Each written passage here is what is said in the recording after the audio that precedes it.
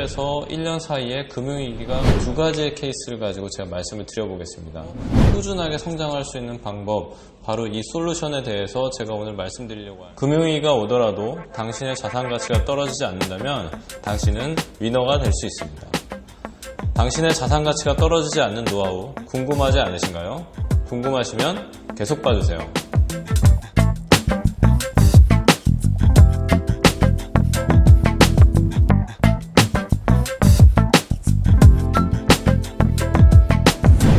안녕하세요. 오늘은 금융위기를 대비하여 당신의 자산 가치를 증가시키고 안전하게 모을 수 있는 방법에 대해서 알아보도록 하겠습니다.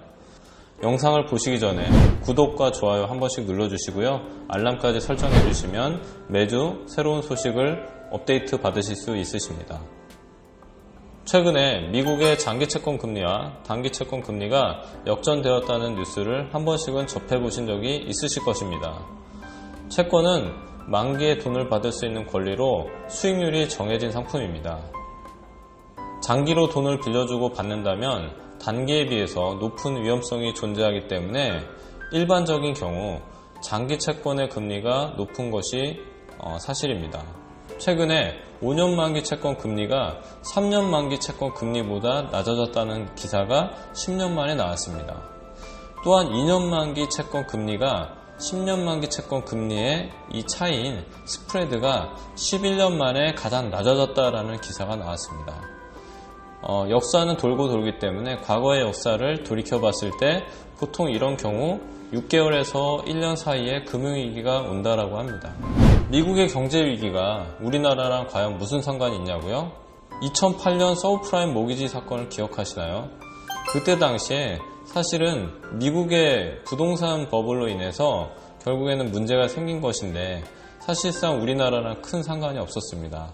하지만 미국이 서브프라임 모기지 사태를 겪으면서 우리나라 주식시장은 엄청나게 폭락을 했습니다.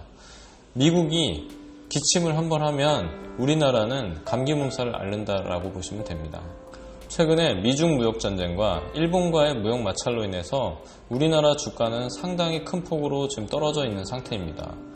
하지만 지금의 상황이 최악이 아닐 수도 있습니다. 그러면 우리가 이런 상황에서 어떻게 하면 우리의 자산을 잘 지키고 만들어갈 수 있을까요? 두 가지의 경우가 있을 수 있을 것 같습니다. 이미 어느 정도 목돈을 모아서 내가 이 목돈을 운용해야 되시는 분들과 또한 지금까지는 돈을 안 모으셨지만 매달 일정하게는 돈을 모을 수 있는 사람, 이렇게 두 가지의 케이스가 있을 것 같은데 이 두 가지의 케이스를 가지고 제가 말씀을 드려보겠습니다. 예를 들어서 직장인의 경우 매월 100만원씩 꾸준히 저축할 수 있는 상황이라면 저는 적립식 펀드 포트폴리오를 추천을 드립니다. 중이용 중수익으로 4개에서 6개 정도의 펀드 포트폴리오를 구성을 하신다면 꾸준하게 2년에서 3년 뒤에 어느 정도 성과와 수익률을 얻을 수 있을 것이라고 생각합니다. 추후에 제가 펀드 포트폴리오에 대해서는 다시 한번 영상을 다루는 시간을 갖도록 하겠습니다.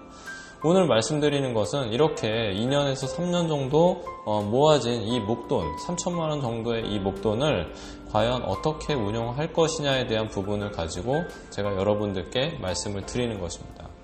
현재 3천만 원 정도의 목돈을 꾸준히 잘 투자하고 운영하셔서 모으셨다면 지금부터는 꾸준한 성장을 만들어내시는 게 굉장히 중요합니다. 내 자산의 가치가 떨어지지 않고 꾸준하게 성장할 수 있는 방법, 바로 이 솔루션에 대해서 제가 오늘 말씀드리려고 하는데 그것은 바로 달러 채권 ETF입니다.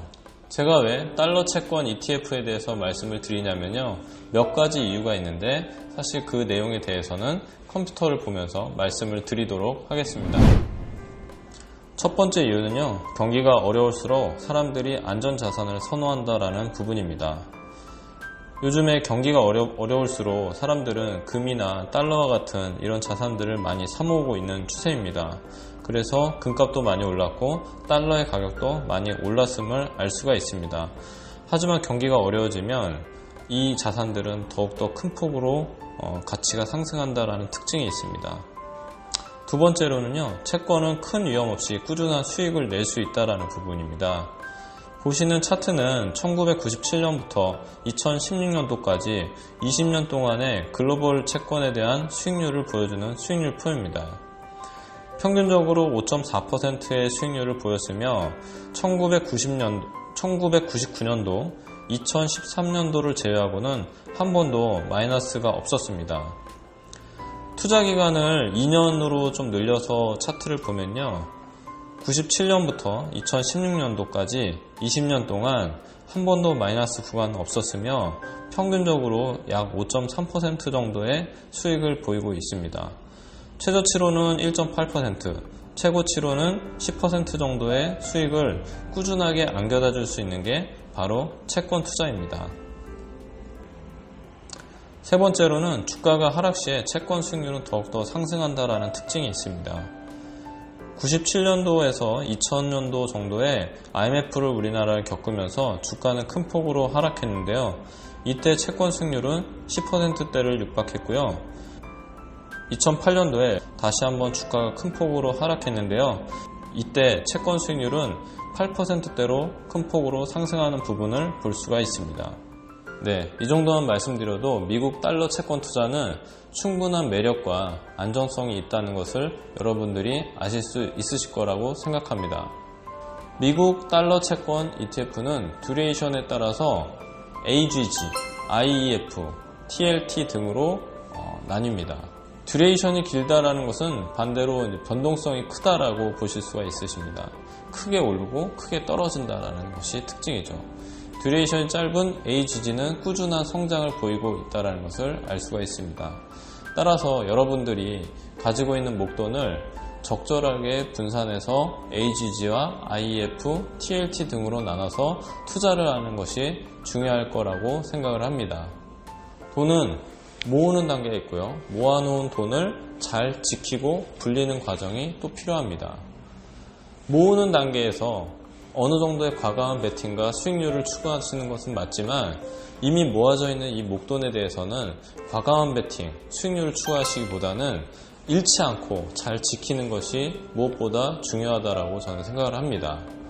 여러분들이 펀드 투자를 하시는 경우, 적립식으로 펀드 투자를 하시는 경우에 어느 정도의 주식 편입 비중이 굉장히 필요합니다.